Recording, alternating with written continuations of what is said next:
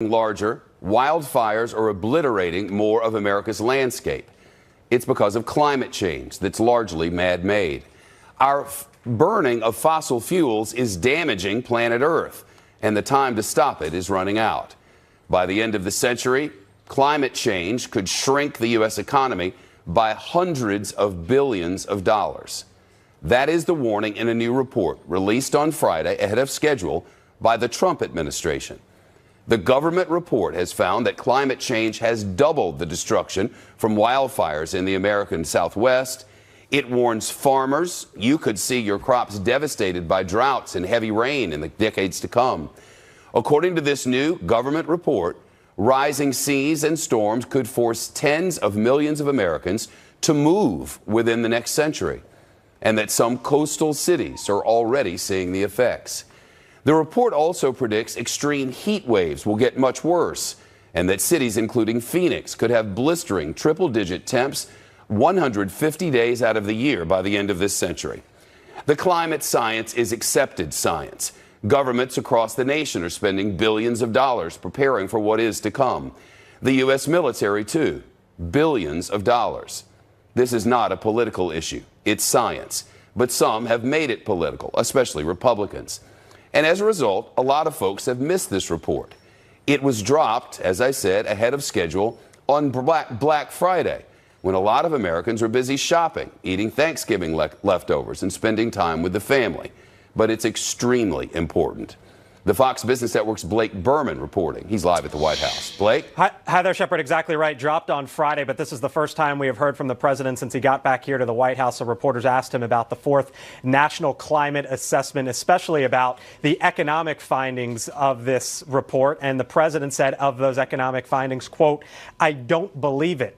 Here's what the report says, at least in one part. It reads, quote, "The continued warming that is projected to occur without substantial and sustained reductions in global greenhouse gas emissions is expected to cause substantial net damage to the U.S. economy throughout this century, especially in the absence of increased adaptation efforts." Now, the president says he saw some of the report, says he read some of the report, and continues to maintain that the U.S. is the steward of the environment. You're going to have China and Japan and all of Asia and all of these other countries, addresses our country. Right now, we're at the cleanest we've ever been, and that's very important to me. But if we're clean, but every other place on Earth is dirty, that's not so good. In its initial statement, the White House downplayed the fourth National Climate Assessment by saying the models were not accurate. Nancy Pelosi, in a tweet after it was released, used it to allude to the possibility that Democrats could potentially resurrect a committee up on Capitol Hill when they take control of the House come 2019 that would deal with climate change. This was her tweet, quote, "This climate crisis threatens both our communities and our economy. While President Trump ignores his own administration's report, House Democrats are pushing for action with Select Committee on Climate Change. We can create millions of good-paying jobs with bold green infrastructure investments." Shepard? Blake Berman live at the White House. The latest National Climate Assessment report published earlier this week indicates global temperatures are on the rise again. Ellison Barber looking into the report, and you don't say there's some political implications to it, too. Right. So this is an enormous report. And the big takeaway here is they say that climate change is negatively impacting the United States now more than ever. And this is according to the latest National Climate Assessment. The report found that many extreme weather and climate related events have already become more frequent, intense and widespread. Officials say they expect many of those events to continue to increase or worsen. Global average temperature is much higher and is rising more rapidly than anything modern civilization has experienced. And this warming trend can only be explained by human activities, especially emissions of greenhouse gases into the atmosphere.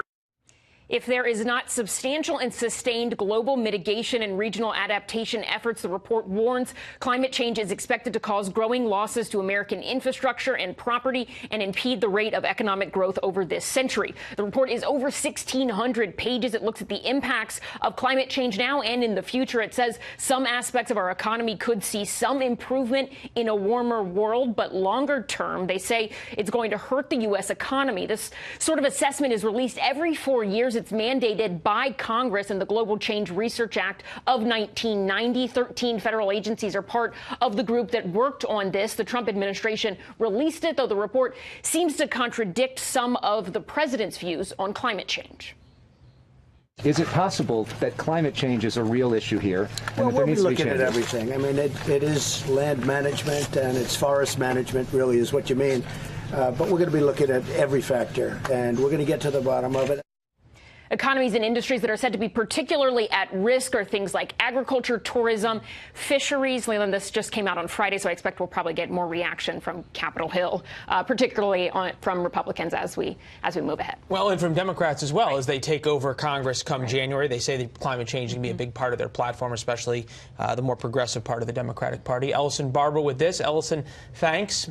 Thank you, God bless you, and God bless America.